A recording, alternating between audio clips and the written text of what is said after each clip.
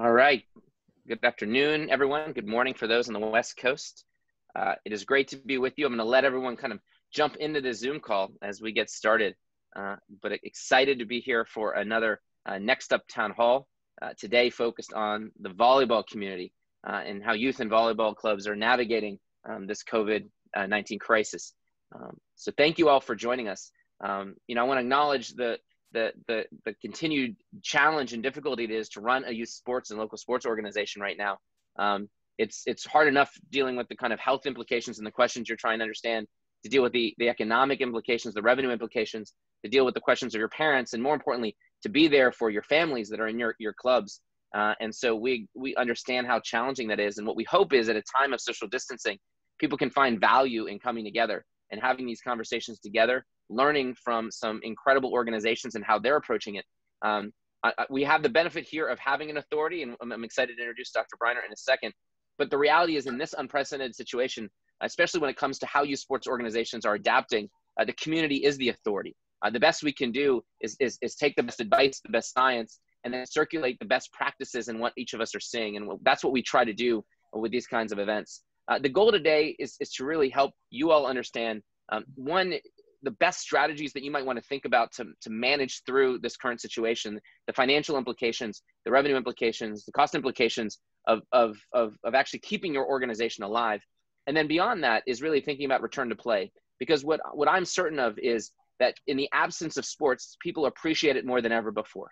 And there's some great survey data that came out, and we'll reference this a few different times, that over 92% of Americans and parents that have kids playing sport believe it is one of the most important things that they can do, and it has such critical physical and mental health benefits. And so the best sign of normalcy is when kids will be out in courts playing again, right? And so how do we get back to that moment? How do we do that safely? And it's so critical that all your organizations are out there, figure out ways of surviving and thriving. One of the ways that we've been trying to do that is really bringing together the community, not just for these conversations, but to also raise our voices. And so some of you may have heard of the Play Sports Coalition. That is really kind of the first industry coalition that's emerged around youth sports that I'm fortunate enough to help co-chair. We've now brought together almost 3,000 organizations behind that coalition to advocate in Washington. We were having some incredible conversations. There's over 29 members of Congress that have signed on to advocate to make sure that there's specific relief aimed at the youth sports industry. And more broadly, we're working to develop strategies to ensure that families are supported in their returning to sport, especially because so many of them are impacted financially by what's going on right now. And so if that's interesting to you to learn more about, I encourage you to go to the Play Sports Coalition. You can find more about how you can help raise your voice and be part of that as well. And I view today as really the start of a conversation. We're not going to get all of the questions answered. And that's one of the dynamics here, as Dr. Briner will even concede, we're learning as we go. So we want to make sure we have continued platforms. We'll talk about an industry group on Slack that allows that to happen. And we really want today to be a conversation as well. So you'll see that Q&A tab on the right-hand side of the Zoom. Feel free to click that, ask your questions. Other people can upvote that so I can get a sense of what are some of the topics that everyone else wants to understand. And before we jump in, I'll leave you with this thought. There's an NYU professor by the name of Scott Galloway, had a great piece this past week about how education is going to be remade by coronavirus. And I ultimately think that's true of youth sports as well. And he wrote a best-selling book looking at, he called it the four: Amazon, Apple, Facebook, and Google. And when he looked at why those companies were successful, there's two things he realized that they did. The first is he talked about it seems impossible until it isn't, right? It seems impossible to think about how you're going to modify forms of play in this situation until it is. And it seems impossible in how you're going to survive until you figure out how to do that. And the second is he talks about the success of those companies, the success of companies today and organizations, for-profits and nonprofits, comes from embracing the idea that change is a daily constant. What he wrote about in the book is that we're actually expected to use and master tools that didn't even exist a year ago. So how many of us became Zoom experts? And yet now we're running our organizations and engaging with our families and even leading youth sports activities with Zoom or tools like it. So this notion of innovation is more important than ever before. And by being here today, being part of this conversation and hearing from our great panelists, we'll be part of that. We're fortunate enough to be able to start our conversation today with Dr. Bill Briner. One thing I should say is we are very fortunate to have had a relationship with HSS. HSS is an incredible organization. I can say that having been part of and experienced their services myself, but they're an incredible leader when it comes to youth sports and making sure their expertise they have and the voices of their doctors are heard. And Dr. Briner has been a physician there for the past 7 years, a sports medicine physician as well. But beyond that, he's also been a team physician for the Lizards, for the WNBA team, and for the U.S. national soccer teams. And he's currently the head team physician for U.S. national volleyball teams, in addition to chairing the Sports Medicine Performance Commission for USA Volleyball. And he's also been part of the medical commission for FIVB. So there's so many different ways that you bring perspective here. So thank you so much for being here, Dr. Briner. And we want to start today with a conversation. And maybe the first one is to start with the fact that USA Volleyball released their first return to play guidelines. And there are a lot of questions that people have in understanding that. So let's start with a piece of advice. When you think about where we are right now and what we know, what's the advice you have to volleyball club organizers, volleyball tournaments, how to think about operating their programs right now when parents want to get their kids playing again, but there's obviously a lot of uncertainty medically? What advice do you have for them specifically in light of those guidelines? So I guess my primary perspective is that we all need to stay safe, and we need to be as conservative as we can in returning to play. I will tell you that the return to play task force was mostly USA Volleyball administrators, and they were almost done with their guidelines when they asked me about them, and I kind of took a little different approach and was much more concerned about the risks of returning to play, and emphasized the fact that we really need to go slowly until either there's a vaccine, which is probably in the far off future, or we have a much better amount of control of this virus, which really seems unlikely given the history that we've seen up to this point. One thing I think is helpful, especially when you're trying to understand guidelines, is to understand the why behind them. So when you make this recommendation about being conservative, what is the concerns that you have when you looked at those guidelines initially and made your recommendations for modifications around them? What do you see, and what are the risks inherent in volleyball and youth sports that you're saying this is what you need to keep in mind, and why the guidelines that came out did the way they did? Yeah, so let me just tell you, a couple of my colleagues are team doctors for NBA teams. One is the physician for Madison Square Garden. And where the NBA is now with this is they are allowing their athletes to play one person on one basket with one ball that is sanitized before and after they play with their own workout by themselves.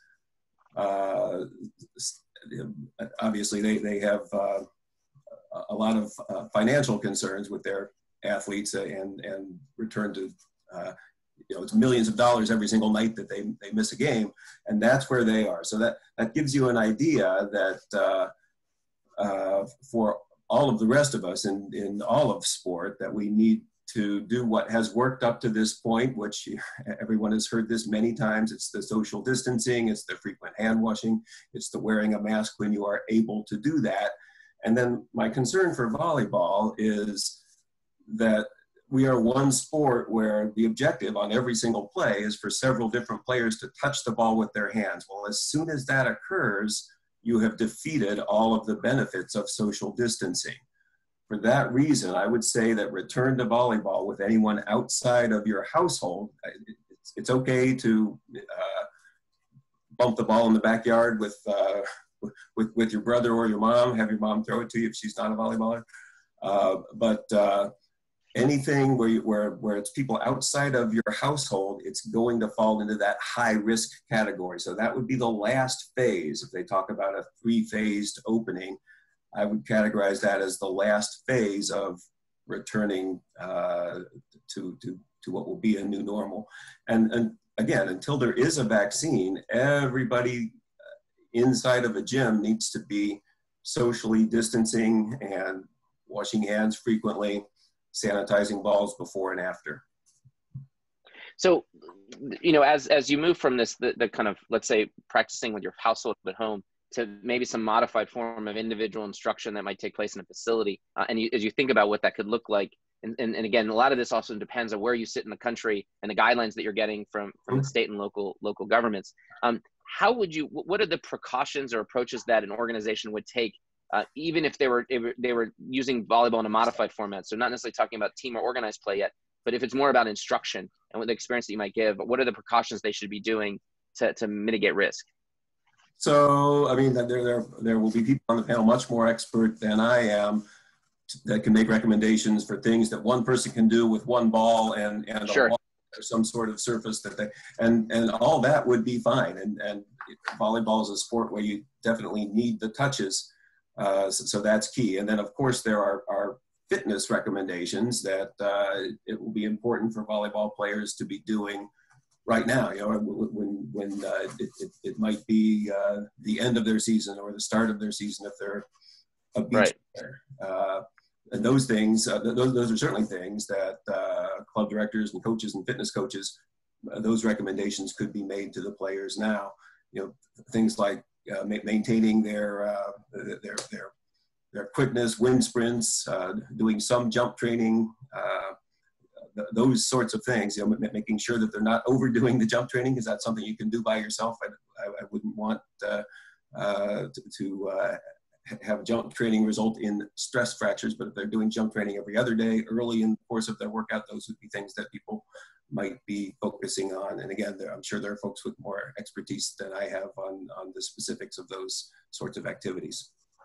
So I gather from where you're sitting, the concerns of a tournament format play, at least for the foreseeable future, would raise concerns for you, both because it's team play, but also because there may be the volume of people that might be there. Volume of people, and then the fact that it's people on both sides of the net from perhaps different parts of the country touching the volleyball one after the other, even though you've served it over the net. Once they touch it, you know, that whatever rule you might be using has been defeated as soon as they touch it. And then play at the net where blockers are trying to block the spikers. You know, there's going to be hand-to-hand contact there. It seems that interestingly, sweat does not spread the virus, but people sweating on their face, by their eyes, by their mouth, it's clear that fluid would spread the virus, and then it's really hard not to touch your face. I mean, probably most of the people who have gotten the disease, even though we're all aware of it, that's probably what happened. So as I think about it, there might be ways, if there was comprehensive testing to go back to a sort of a practice with people outside of your household. And if someone became sick, being able to trace contacts, you know, that would be a lesser risk level than a tournament with teams from various different regions. But still, I would categorize it as high risk. Right. One of the things I think it's difficult if you're sitting as running an organization is it's hard enough to make sure you coach the game right, to deal with parents, to deal with facilities, to deal with the finances. And now we're introducing this question of you got to actually account for the health risk associated with this and how you're wanting to respond, especially in certain communities where they're already returning, where the government is already signaling, hey, start to get back to some kind of normalcy, and giving kids the opportunity to kind of play with being safe. And so where should they be looking to for information? Obviously, you got USAV guidelines. You've got things that they're hearing from the state and local governments. There's the CDC. So what advice can you give to organizations as they try to navigate? Because no one has the answers. And this is also very fluid because there's more understanding that's coming out all the time. Yeah. So I would say the USAV guidelines are even a little more aggressive than I actually recommend. I think I would categorize all of the volleyball activities as high risk. And then the way that reopening is going to occur, it's going to be region by region. So when your region makes it to the point where they are at the third level of opening up, then that's when it's going to be okay to, at least by law, to return to sports like volleyball. But I would caution everybody to be absolutely as careful as you can and do those things that will work. So Dr. Briner, you obviously, I think you mentioned your daughter plays volleyball, and you understand how much of an impact that this has probably made on her. You've been around the sport. One of the challenges organizations face is if they try to practically, if they adopted the full extent of all these recommendations, the risk they face is their organization isn't going to survive, that they may not have a viable model to be able to support paying their coaches, to be able to support the facilities and everything else. So how do you balance those considerations, especially when you have parents and families in certain communities that want to start to get out there and do those things. But at the same time, there, you know, so, and this is the balance as a country we face, right? So what obviously you bring up specific medical perspective, but you also bring a lot of empathy for who we're talking to. So how do you think about navigating that? Yeah, I appreciate that, and I'm even still a little bit of a player myself. I live by the beach here. I still play a little bit, although you might not call it playing if you saw me doing it. I have no jump any longer, so I understand everybody misses it. But my response to that would be that you know, this is a pandemic. It will have an end, and what we are all going to have to do is pick up the pieces once that has occurred. My big concern is limiting new cases and limiting deaths. You know, it's not exactly I'm a primary care musculoskeletal physician. It's not my area of expertise, but seeing enough of this virus, it's clear that if we do things too quickly, that the downside, and probably, realistically for youth volleyball, it wouldn't be the kids who would be at a huge amount of risk. It would be everybody, and it would be the people in their household, their parents, and particularly their grandparents that they go back to. And you wouldn't know that for a couple of weeks afterwards. So for all those reasons, I appreciate that there are big time financial repercussions from these recommendations, but all of us need to understand that this will have an end, and that the primary issue initially is to keep people from getting disease and from dying. So a couple other questions are coming in as we wrap up here. You know, in terms of, you know, you might have summer camps that would be modified to have more individual experiences. There's obviously beach volleyball or outdoor play versus indoor play. Certainly, as you get beyond the area that you have to get beyond a certain place to even consider those things from what you're saying. But are there certain forms of volleyball that you're saying, hey, outdoors is better than indoors, or this format could be better than another, that you're saying might lead you to, you know, as you think about that path back? Yeah, we talked about this specifically with the guidelines group with USA Volleyball, and unfortunately, the answer is because your objective is to knock it over the net and be touched by people that are outside of your household. Once that occurs, then that high risk activity has happened. I suppose, you know, because it's a smaller group, if you're playing beach doubles, it'd be easier to trace contacts if that became an issue.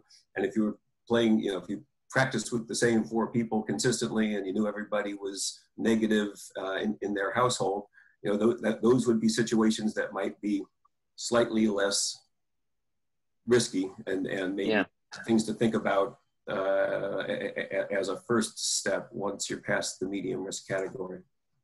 Okay. Final question is, as they navigate this, given your other core expertise, you know, there's going to be some process where kids are playing again. It may be more individually oriented, that may be smaller group oriented before you even get into any other kind of formats. How do you minimize the risk of injury, or what is the best way to make sure your kids are staying fit and healthy right now, as you're thinking about kind of coming back so they don't get injured? So I guess my perspective on that would be to really work on technique. You know, the way to minimize most of the injuries in volleyball are lower extremity injuries. They occur when landing from a jump. So thinking about landing mechanics, which nobody ever talks about or thinks about. If you land softly, you are using the muscles that you use to jump. You're using them eccentrically as they lengthen. And if you do that effectively, landing with both feet together, you are actually training those muscles to allow you to jump higher. There is some data to show that. So thinking about proper technique, maybe doing arm swings against the wall and making sure that you follow through correctly. Those sorts of things would be things to think about now, so that you're not developing bad habits as you return to the sport. Right. So, well, Dr. Briner, I want to thank you for being here. I know you're Sure. bringing, we talked about these in beforehand. What you have to say may not be popular. You're informed by science and your expertise. There's obviously ways that we're hopefully learning more, and we're addressing testing or vaccines or all these other things as we go. So this is a fluid situation, but all you can do is provide the best recommendation you have based on the science, and clearly you have a passion for the game. So you want what's best for families and for the health, but also for the sport. So I think the key thing as organizations are in different areas, they have got to process those recommendations. And then most importantly, think about the long term, both the health of their organization, but as important, more importantly, the health of everyone in it. Yeah, and I will say this, I would love to be wrong, and I acknowledge there are many things about this virus that we don't understand. Perhaps the amount of flattening the curve that we have done to this point will have more of an effect than we realize, and maybe it will be easier to go back. But what some people don't understand, I'll just mention this quickly, to gain herd immunity, which some people have talked about, you have to have 70% of the population have had the disease. And even in the highest levels of infection, that would be like the Bronx in New York, they're only about 25%. So the numbers would say it's not likely, but it certainly is possible that my recommendations will be too conservative, but at this point I would stand by them. Right. Okay. Well, look, Dr. Briner, we appreciate it, and we certainly appreciate all that HSS stands for.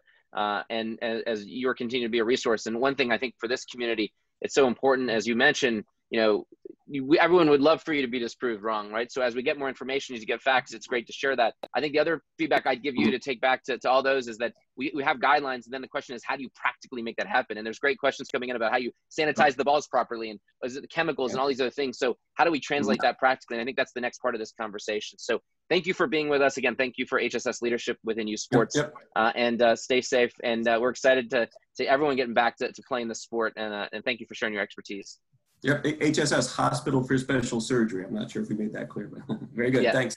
Hospital Special Surgery is certainly a special place. Thank you so much, Dr. Briner. And I'm excited to welcome in the rest of our panelists.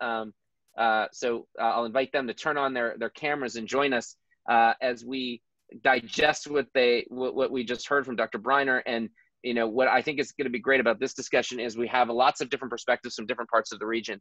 And no doubt, one of the things I've seen, and as I've been in conversations at the leadership level, with national governing bodies that are thinking about this, with kind of leading organizations resolving this, with grassroots organizations, is no one has the answers. And all we have is a set of recommendations that we got to figure out what to do best, that balances all kinds of different considerations. First and foremost, obviously, making sure that we're protecting our kids and families. But I'm eager to have a real practical conversation about how some of the leading organizations in the country are navigating this and what they're doing. And what I want to start with as a theme is that I think we're going through the greatest brand exercise of all time. Because if I sat with Steve and Andrea or Ann and Donna beforehand, and I said, imagine this, what is the value of your organization if you couldn't play volleyball at all? What would that value be, right? What would that role be with your families, the value it add, what you would be trying to do? And you would probably come up with all kinds of ideas, and you would recognize that what happens on the court is just a small part of what your organizations represent, certainly the best organizations represent. And unfortunately, now we are faced with actually activating on that. But I think the power of that is if we can tap into that and understand that, the most sophisticated organizations, the most entrepreneurial organizations will be able to capture parents and deepen relationships in ways that I think will allow for lots of opportunities out of there. There's a Harvard Business Review case study that looked at how organizations, companies, nonprofits navigate recessions and depressions. And historically, about 9% of organizations end up going through a period like this and figuring out how to thrive. They go through a period of disruption and they come out. And when you look back 3 years, they've achieved astronomical success, growth, impact, however you define that. And then there's a lot of organizations that don't make it. And there's a lot of organizations that just middle through. And the key to the success of what those 9% organizations do is it's not just about retrenchment and doing nothing and just waiting, right? That would be a defensive strategy. It's not an offensive strategy, just full steam ahead and not adapting. It's actually a blend of offense and defense, a blend of new innovation, of marketing, of value creation, and at the same time, more efficiency and different ways of playing defense for what you're doing. So I'll have someone post that link in the chat tool. But to me, I think the best organizations are playing that mixture of offensive defense, and we'll get into that conversation today. So I want to start and acknowledge that we have Andrea here from Texas Pistols. I have a soft spot for Texas. I haven't grown up in Dallas, and I know you're from outside the Fort Worth area. I think it'd be great just to start with a little bit of context of your organization, kind of what your organization is about, kind of your reach and scale, and maybe a quick summary of kind of how you've been initially navigating this crisis. Sure. So we're Texas Pistols Volleyball. We have 18 teams this season in the North Texas region. Overall, we're one of the smaller clubs in North Texas, but we are in the top 10. We're highly competitive with our teams that we put out there. Last year, we had 17 teams and sent 5 to nationals. So overall, the level of what we compete at is high. We're high discipline. We are a little bit more rural. If you come to North Texas, we're not in the Dallas or Plano area. We actually are finishing a 25,000 square foot facility that is opening on Monday as we are allowed to reopen. So over the last 6 weeks, we have been putting in basically blood, sweat, and tears to get this gym open. It has also created an entirely new set of issues for us as we are becoming facility owners and operators. And having a new facility that we need to pay for with obviously nothing coming in the door right now. So we are feeling the effects of this with everyone else. We are trying to navigate ways, and we've had meeting after meeting trying to figure it out. Overall, we're a smaller club out of Fort Worth, but I think in North Texas in general, I can speak for our region, we are ready to get back to volleyball in some way, shape, or form under the guidelines that have been set. From everything I'm hearing from our regional executive directors, they plan on having some type of season to finish up, whether we have a national tournament or not. Yeah, a couple of things I think are important to kind of unpack is one is, this is a lens that's important. I think I mentioned I'm from Dallas. My parents are in Dallas. I live in New York City, although I'm a little bit outside of New York City right now. If you're living in New York City and when you hear Dr. Briner share his perspective, you understand it because of how deeply impacted, they estimate almost 1 in 5 New Yorkers have it. And so your perspective of the devastation and everything else, when I talk to my parents, where there's obviously been a lot of cases, and of course it's tragic in terms of deaths, their whole idea that the entire economy has been shut down and their perspective on this is totally different than the experience we have. And I think that's one of the things we have to start by acknowledging is that every region, every community is dealing with this differently. So there's not a mandate coming down, but if the scientists are saying, hey, this is what we have to account for, then there's a lot of things we have to do to account for that, to make sure that none of us know the answers, and we've got to be very careful and watch that. And I'm excited to get into a discussion with you, Andrea, about how you're navigating the facility. Next, we have Steve Sack. I've gotten to enjoy Steve. I met him actually at Project Play Summit in Michigan last year, which was really a thought process about what can youth sports be? What is it? Where is it going? One of the things that I firmly believe is that youth sports is going to look fundamentally different in the long run. And I think that can be a good thing. What I mean by that is there are already trends of consolidation and technology and adjustments that were happening. I think those are being accelerated by what's happening now. And so the best organizations are going to be the ones that adapt and ultimately, I think, can thrive in delivering an even better volleyball experience. But no doubt there's a lot of disruption. And Steve, I always look to you as someone who's got a lot of wisdom and ideas. So describe a little bit of Michigan and Leap for the team so people understand the context of your organization and how you've been kind of navigating or approaching what's going on right now. Right. Well, thanks, Jeremy. I appreciate you guys having me on. Obviously, being in Michigan, we're in one of the tighter lockdown situations that exist. We're locked down basically till the end of May. In early March, like everyone else, we were basically shut down. The revenue stream completely stopped. We have 6 facilities, 2 of which we lease, 4 of which we rent, about 145 teams across the organization throughout the year. We run 3 major tournaments, a couple of power leagues, a lot of one-day tournaments, camps, clinics, you name it. So we've really diversified our offering. So we're hit on every angle in terms of not just teams and club volleyball, but from an operations and a tournament perspective as well. So we've really tried to focus on what we can do. I mean, you mentioned earlier that, change is a daily thing. In this time, it's been an hourly thing almost. So we've really had to focus on what is it that we can do immediately to keep our kids engaged, not just from a physical perspective, but to give them things to be concentrating on, to keep their minds off what's going on. This is a real tumultuous time for them that we're trying to keep them engaged in something they enjoy as much as we can. So we've really focused on a lot of virtual training and various challenges and things like that for them. And then also keeping an eye on the long term, because we're not trying to turn that revenue spigot back on immediately. We'd love to be able to do that, but we also know that that's not realistic. So we're trying to do some things that could endure beyond this, because there's going to be a certain portion of our customer base, as you mentioned earlier, they aren't going to be able to physically come back in the gym, even if they want to, because they're either a high-risk person, they've got high-risk family members. There's going to be a lot of different scenarios we have to deal with. So we're trying to come up with scenarios to deal with all of that. along with getting people back in the gym that want to get back in the gym right away, and do that safely. That's great. And I'm eager to get in. And part of it is, I think, as you mentioned, you've been affected in so many different ways. But what are the ways that you're trying to build that relationship and keep those families engaged? As you mentioned, it'll be great to talk about what those strategies are. We have Ann Kordes next. Ann is based out of Louisville, runs an incredible organization called KIVA. She was a collegiate head coach as well. And one of the things that's also interesting to think about is what are the changes or adjustments with recruiting, how the NCAA may view these things, and she'll have a perspective on that. So maybe give us a little context, Ann, on KIVA, Sure. Who you are, what you are, and then also how you have been navigating this or kind of affected by what's going on. Yeah, my name's Ann Kordes. I'm from Louisville, Kentucky. I've run KIVA along with my dad, Ron Kordes, who established it. He is a pioneer region commissioner, which is where we've had to kind of split time doing different things because we've been so busy trying to assist all the clubs in our region. We also run Assumption High School, so we're in that same boat as well as trying to figure out, what that's going to look like for the fall. But right now, we meet quite a bit, whether it's Zoom or Dad and I in the office, and we're trying to really figure out how to stop refunds as much as we're worried about bringing money in right now. So that's sort of what you mentioned, the offense, defense. So we're trying to say, okay, when we do reopen, what can we do? Right now, while we can't be open and we're at the mercy of our government, and our government has not given us any sort of a date on when we could even start. Outdoor sports, maybe June 15th, but so we're not worried about that. We're trying to bring value right now. So what we have going on are 3 days a week. We do Facebook Live workouts on KIVA. And the reason we decided to do it that way is because we feel like if everyone shows up at a certain time, we'll get more out of it as far as just more people showing up. And it's been a lot of fun. We're getting different clubs joining in. So we do those at 3. Monday nights, we do virtual practices for 18 minutes.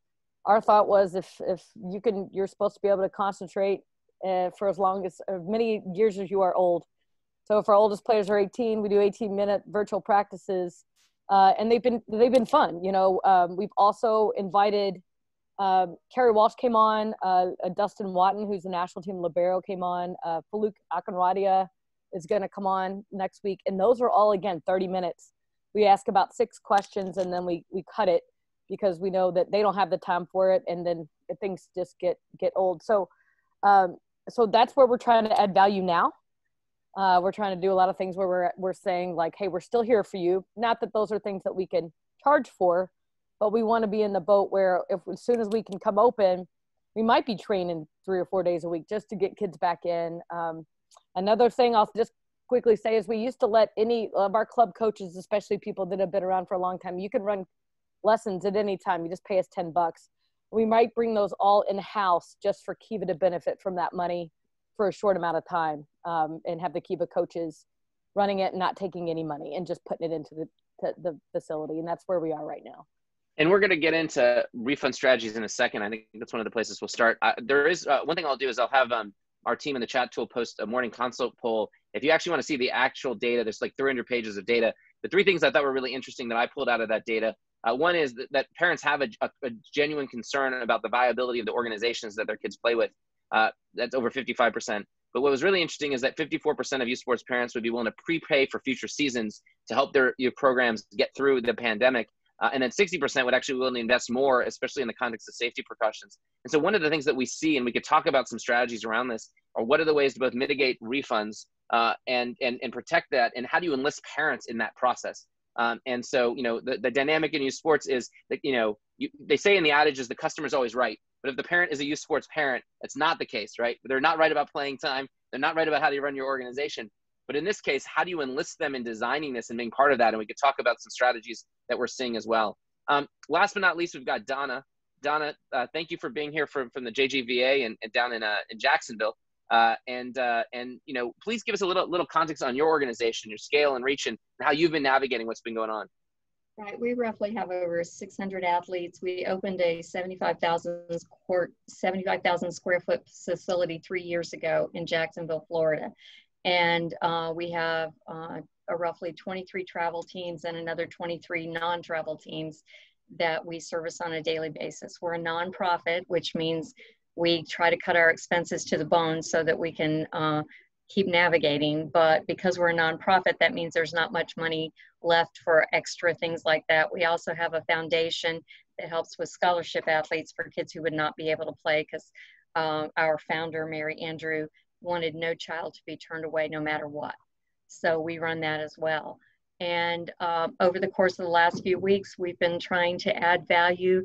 We post on Monday night through our League app and on our web page and Facebook page the lessons or planned practices for the week. Most of our national athletes take that to heart, and they are on at least bi-weekly training sessions with their national level coach, which are mostly our staff coaches that we have done our best to keep every staff coach and full-time employee that was on the roster, which is about 10 key people, through a PP loan, and trying to keep that going. Then we also offer training classes to our regional and local players that are an option for them. We're not charging for those now, just if they want to stay in condition and stay home. We've been navigating the refund process, and I'll answer that when you get that question going on that. Our 10 people came back into the office for the first time on Wednesday, and I'm actually in the office now today. We have been meeting by Zoom meetings weekly, sometimes several times a week, to figure out how we're going to move forward with things. We're in phase 1, according to Florida, which means very limited groups and meeting. So on Monday, we're going to be opening our facility for one-on-one training with our staff coaches, which goes towards the facility to help pay for that. The coaches are foregoing any commissions for now to help keep the organization running, because we've been helping pay their salary. And it's one-on-one and small group. If you agree, you have to put the group together. So if there's friends that live next to each other or whatever, and they're together in a group and they desire to train together, no more than 4 people in a group, we've opened up windows. Now we have 12 courts in that facility. We're only opening 4 courts at a time on alternate days and times for 2 sessions.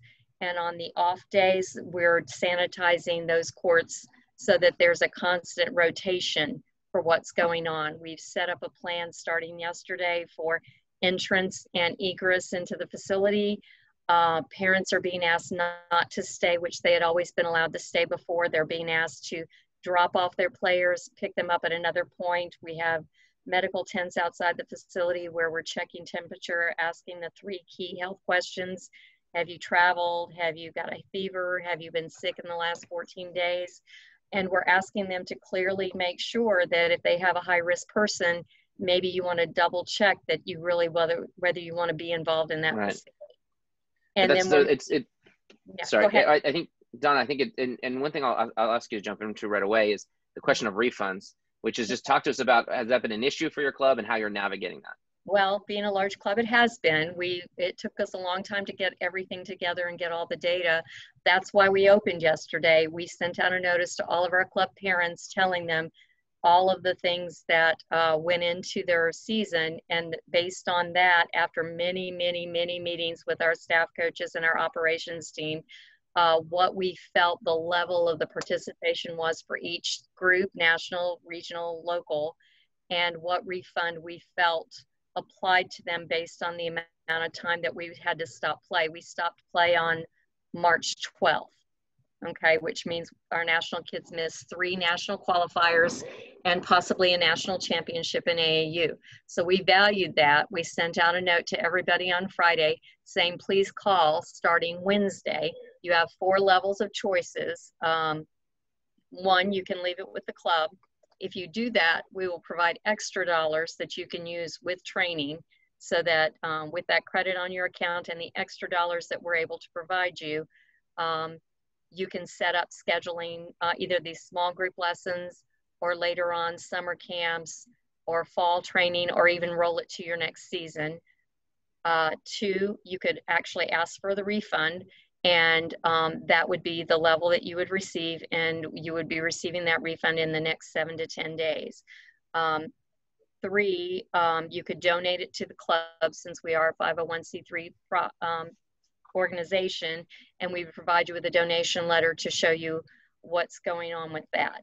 And then the 4th thing is, if there was anything still owed on your season, we would apply what was on that refund first to what was owed for the rest of the season, and then you could choose your option for the other amounts. So that's how we handled it. And then we've had 4 staff here since yesterday taking phone calls nonstop from parents and talking through the steps and what do you want to do, and how can we help alleviate that for you, and realizing that we're a nonprofit, we can't give you back everything that you had for the whole season, because there were expenses that we incurred and there were facility expenses that had to be maintained, and going from there. Yeah, so it's you can see how methodical. Yeah, it seemed methodical about that. And I know you mentioned refunds as well, and you've been trying to minimize them. Have you been able to be successful? And what's worked best for you to kind of navigate being able to keep the revenue that you've already had, let alone how we're going to think about the season moving forward, which we'll talk about with Steve. Yeah, I do want to say, one thing that we were able to host our largest tournament, May 6th, 7th, and 8th, and so we feel very lucky, obviously, for that. But because that certainly helps keep us afloat during this time. And I think the question now becomes what next year? Like, first of all, one of my thoughts, because we're looking at this moment right now where we potentially have to give money back. Our patrons have been very understanding with us right now, because I think because we've been great at communicating with them and saying, just hang in there, here's where we are, hang in there, here's where we are. And we're trying to create a lot of, like I said, workouts or Zoom calls or anything to where we can stay in touch with them and let them know, like, they're on our minds and we're going to get to them as soon as we know something. As far as refunds are concerned, what we've done is we stopped taking money in April. We stopped. There were automatic payments were shut off at that time. If anybody, so from that point on, there have been people that have paid more and they just paid full right from the beginning. Those people that paid full right from the beginning aren't the people we're as worried about. Nobody, because we stopped automatic payments, have come back to us and said, I need money right away. Also keep in mind that we're obviously letting them know the tournament money that they, all of our tournament entry fees are coming back, but that's taken months, for different tournaments. So we're letting them know that is coming. Now, once we're able to get back in is when we're going to be able to decide like how much we're going to be able to give them. And that's basically what we're telling them right now. We're not going to any more tournaments. If we do any play date type things, we don't expect anything to be, money. It'll be just us playing whoever, if we can even do that. Right.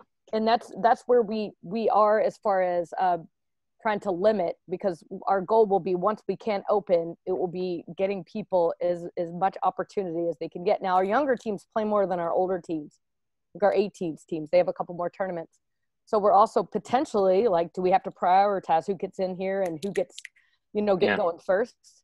Another thought, and we're not there yet, but do we start earlier? We don't start until, the middle of November is when high school season ends. And I'm thinking, well, if this thing's going to ramp back up, and that's the fear, if this thing slows down for the summer months, man, let's start earlier and get that training in, so that maybe if we're in the same boat this time next year, we've already gotten what we promised.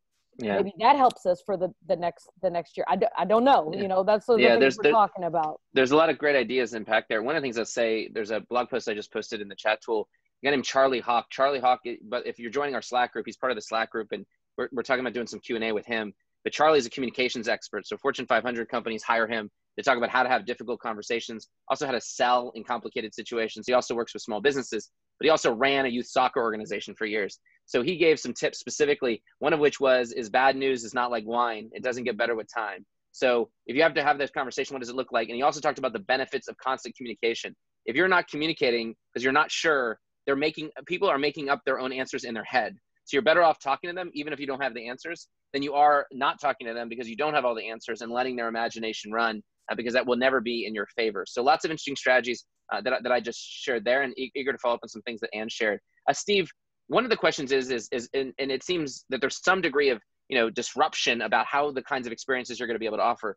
How do you think about adding value to your families, especially at a time where there is disruption and there may continue to be disruption, so that it's not only just about refunds, but it's also about how you're continuing to get people to invest in being part of your club, knowing that there's a lot of uncertainty moving forward. You're on mute, Steve. Sorry about that. A couple ways to look at that. There's the portion that, you know, what are we able to do now before we get back in the gym, and then what can we do once we get back in the gym? You know, currently we're doing as many things as we can without also trying to overload the kids, because, you know, they've got certain situations at home with school and with other things and maybe limited technology. So we're trying to do things that will, you know, get them some physical training, but also challenges and video challenges, and then things that will engage them on a beyond the pure sport of it perspective. Once we're able to get back into the gym, what we're going to try to do in terms of really engaging with our customers is to listen to what their needs are, and then try to provide opportunities and solutions to meet those. In some cases, you know, as we've talked about with cohorting, maybe you can get 4 to 6 kids together that know each other, they know they're outside of volleyball life and they're safe in that environment, and they can come in together. There will be other kids that, because of their home situation, can't do anything other than maybe coming into the gym and practicing by themselves and just having floor space available. So it's trying to offer solutions that meet everybody's needs, not just let's pack as many kids into the gym in a safe manner that we can. Those are the types of things I think ultimately that parents will appreciate in showing an honest effort and being transparent with them about, here's how we're trying to meet the needs of the many, versus just herding the masses through, because herding the masses through in this environment isn't going to work. So it's really trying to come up with solutions that will meet, you know, you can't meet everything, but meet as many needs as we possibly can as we do that. Because, you know, there's a lot of different drills and things you can do from a volleyball perspective, but I think a lot of what these kids miss as well is the interpersonal relationships, and not just with the other players, but with the coaches and our staff. And they miss that part of it. So even getting into the same room, even if you're 20 feet apart, and having a chance to look someone in the eye and say hello and say that you missed them and so on and so forth, will have a tremendous value to these kids. So it's trying to be able to offer those types of experiences beyond just what's happening on the court. I think that will mean a lot to these kids and to our parents. Yeah, one of the things that my hypothesis that I've been developing a little bit more, some of the data that's coming out, is that there's parents may be less comfortable traveling in the short term for sure, and may less be able to travel. And so the question is what are those local experiences that they're going to look for? Because, you know, especially as you're facing a summer, you may not have the traditional camps. Like, what are you going to do with your kids? You want them out of your house if you've been stuck with them. I have a 4- and 2-year-old that may bounce back any moment. So I certainly am feeling that, as much as I love them. And also questions about school and everything else. So to your point, there's the mental component of being part of a community and a team, and what that offers, the relationship they have with coaches and others. There's the physical component as well. And I think parents value that. And the data suggests that, especially my sense is the people that were part of the kind of intense experiences that volleyball represents, and having hung out at Volleyball Nationals and some of the other bigger tournaments recently, or spending time with you know, other organizations that walking around and spending a day at TAV's facility or with Austin Juniors, what you get a sense of is the passion the families have for this, the passion the kids have for that. So how do you tap into that and rely on that and communicate on that and establish value for that, that allows you to have, that allows you to be the place that they're looking to continue to have that relationship and continue to invest in, even in a period where there's such disruption in the way that we think about play. So that is the challenge, but it's also the opportunity, because if you figure out how to do that well, you're going to have enduring value, because there's a lot of other organizations that aren't going to survive this. And what I see is, and I'm looking at, some of the most sophisticated organizations are going to be the one that become an increasing home for volleyball families. Andrea, you know, one of the things is, as being in Texas, you're a little bit more on the front line of some of the kind of bounce back or recovery or opening here. A lot of questions are out there, and I encourage people to go to the Q&A tool if there's questions they want to vote up. Are just, how do you actually do that? How are you thinking about cleaning protocols? How are you figuring out what's right in terms of disinfectants? And like, what is the way that you're thinking about operating this new facility, and how are you making those decisions? We've been talking with some other local clubs here, trying to decide what the best way to do this is on Monday. And Texas is opening up at 25% capacity for gyms as of Monday. And actually, the county that we're in is a little bit different. We're allowed to operate at 50% occupancy. So for us, that means I could use every court. Now, does that mean I'm going to use every court on Monday? Probably not, just from what we've talked about, being sensitive to our families and where they're at. We want to make sure everyone is comfortable just before we open up the doors and try to have a mass group of people. I think we're going to limit people entering one door. There will only be one entrance and one exit. We're asking parents not to enter the facility. Unless we have a minor, you know, we have some young kids that come through our doors, and if they're not comfortable with that, we're going to ask their parents to come in, socially distance. USAB is asking people to wear masks, so we will also be requiring that. Is that true of players too? From what I understand, if you are on the court, you are not required to wear a mask. But if you're on the sidelines, it sounds like that's what they're asking. So that's something we're definitely going to have to be implementing. We're going to do a temperature check, ask those questions as players come in the door, get them to their proper court, and then they will only be able to leave through one exit, just so we're monitoring the number of people that can come in and out of the gym. For us, we're still up in the air. We have a lot of families that are not quite sure where they're at, especially like as Donna was saying, on our third level teams that aren't sure if they want to come back and continue the season.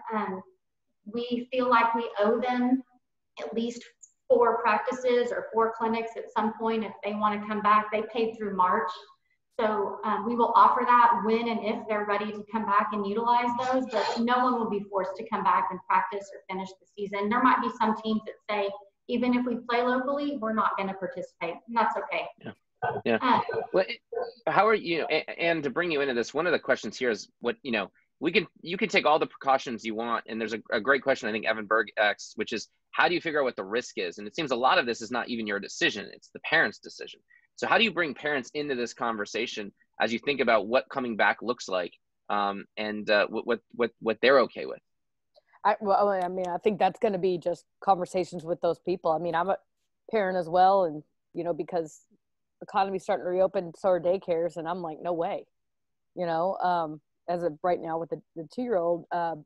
So I think that the most that we can do is continue to research what is safe. So for instance, I see a lot of questions about LED lights. We have bought an LED light machine that like goes over the balls, that like you could take it over the balls, and apparently it kills bacteria. We also bought a mister machine that you don't have to scrub up. It mists out and it kills on contact and it evaporates. How do we even know these things are going to work? I don't know. And just like Andrea just said, who knows how many parents are going to be like, yes. Don't get me wrong. We feel like we're getting plenty of emails where people are saying, take my kid. I don't care where, just get her out of here.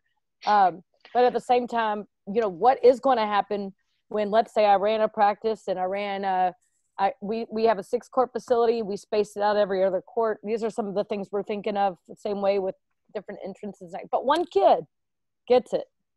Who knows where she got it, but because we don't know that. But one kid gets it. Well, now what are we going to do? We're going to shut it all down? How long?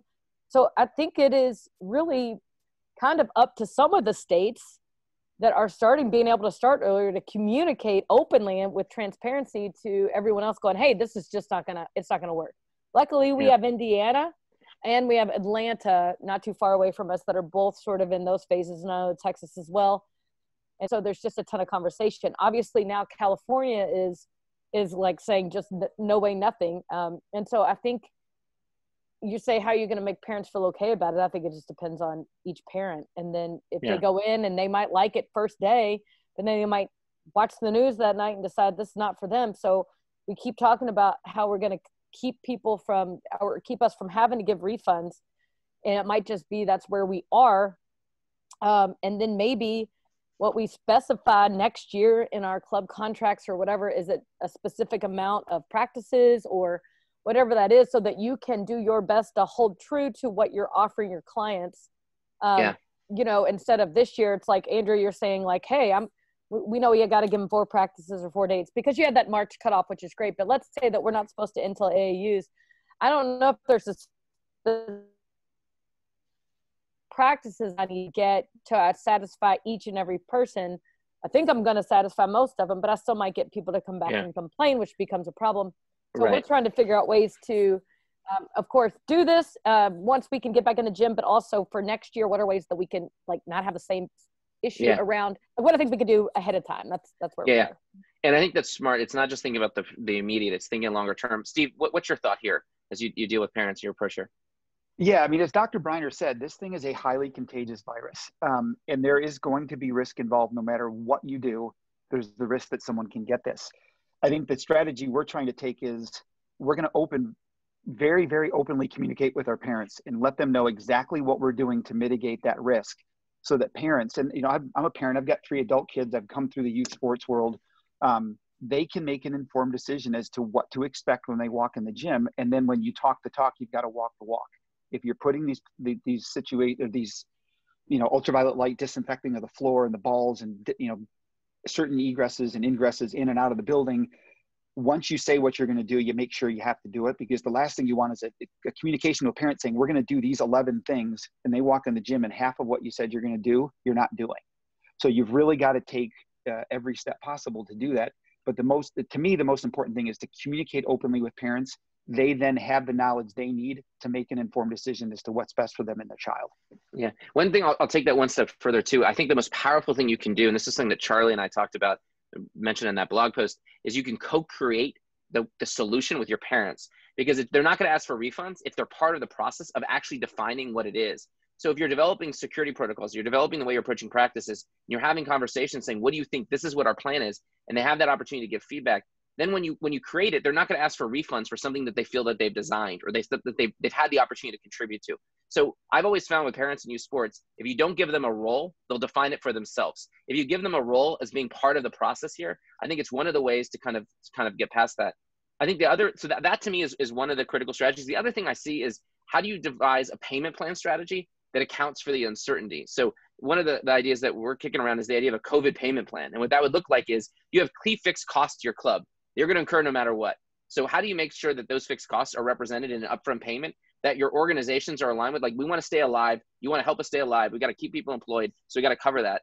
And the rest are variable expenses that are paid as they're incurred. If things shut down and you're not incurring the expense, maybe you're not paying that as well. So I think that there's the ability to design that conversation with parents around covering fixed costs, and then variable costs you don't incur, that then allows them to pay more upfront and then a little bit as they go, where they're enlisted again as a partner to ensure the survival of the organization, but also not spending money if they're not receiving that value back. So then different strategies we've seen. Donna, one thing I'm curious is you're planning on working up, open up next week, is waivers liability is a big question. Because we can talk about all these protocols, but how do you protect yourself? So how are you thinking about that from a waivers, a liability, and an insurance perspective? Well, we took the advice that you had given at one of the previous town hall meetings, and have been working through Slack to put a waiver together for the parents to sign off on when the children are before they come to the facility. We're sending the waiver out. Right now, what they're doing is they're registering in advance for the sessions that are starting next week, and most of these sessions are going to be paid for by the credits that they have on account, so there's not really any money taking place. So they're getting a waiver sent by email to them that the child must bring to the facility that's already signed by the parent. Honestly, I don't think any waiver is going to end up protecting you overall with what you're doing, other than where you are on any given day, and it can change hour to hour. But it is an extra step that we've always done, and we have extra little protocols in there that have been advised through the Slack community. So that's great. And again, I think the Slack community she's referencing, we'll post the link on that. That's one thing I'll say is there's a lot of questions coming in, more information about the UV light, or are there examples of communications? And one of the things we're using with Slack, which if you don't know it, it's a free tool that I would encourage you to think about for your organization, is a way to connect with people across different sports about how they're handling this, what's going on, different kinds of strategies, best practices, templates that they might be using, and ways that we as an organization are trying to be useful. So you'll see the link in the chat tool, and it's a free tool to join and then engage. And one thing I'll say is that if there's lots of questions that are surfacing in there, we'll then bring experts in. So for example, we're looking at a legal expert. I mentioned Charlie Hawk on the communication side. Last question I'll pose to you is tournaments as we wrap up here. Which is, I know AAU, there's a USA Today article, I think that came out today or yesterday, about the fact that the AAU tournament is proceeding. I'm curious if any of you are planning on attending that, and your perspective of what is the approach of tournament operators and tournament providers. So, Donna, maybe I'll go to you first because you're also in Florida, but I don't know if you're planning on having any involvement in the AAU tournament, and what are your general thoughts are about tournament play right now. Well, I'm on the board of directors for the Florida region of USA Volleyball, and we actually canceled our Florida regional qualifier, which was supposed to take place the week before that AAU tournament in Orlando at the same Orange County Convention Center.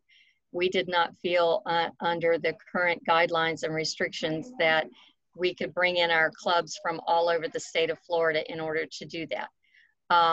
So we actually canceled all of our teams attending the AAU qualifier because of all of the uncertainty around the safety protocols and everything like that. We also are an event provider at our facility, being that we have 12 courts, and we're hoping that in the fall we do a lot of high school events, middle school events, what we call a mini club season events for the kids who don't play USA Volleyball in the fall and are not part of their middle school and high school teams. So we're hoping to ramp that back up at least on somewhat of a basis.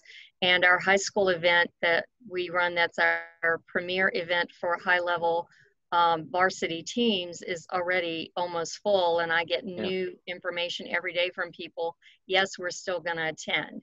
What I'm seeing though is a lot of it this year, we have had them from all over the United States attending that varsity tournament, and I'm seeing a lot more localized participation because people don't want to travel further.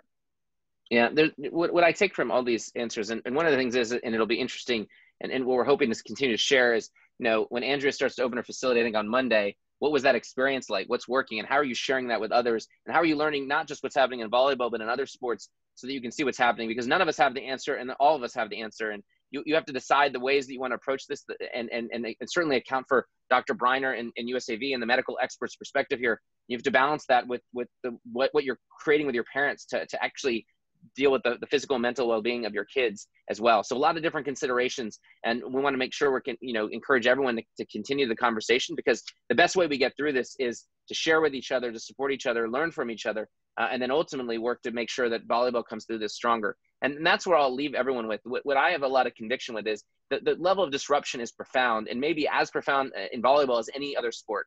And as you navigate this and deal with all kinds of challenges, and sitting with Dr. Briner, and I'm like, oh man, that's a tough way to start a town hall, is with that kind of reality. But I think the other reality is that every organization is facing the same dynamic. So the real question you can control is how do you respond? What is it that you want to stand for? What is that you want to do? What is the value you want to create? And if you answer that correctly and you do the right things, and I think the panel provides so many inspiring answers, you're going to come through this stronger and be in a position to thrive, because parents value youth sports, and they're going to value it even more.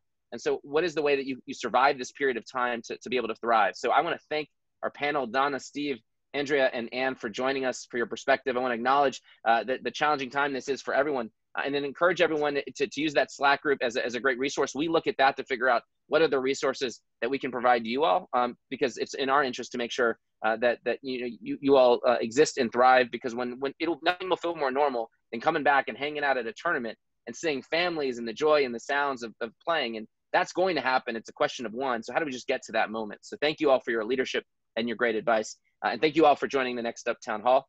Continue that conversation on Slack, and we'll look forward to being in touch with you soon. Take care, everybody.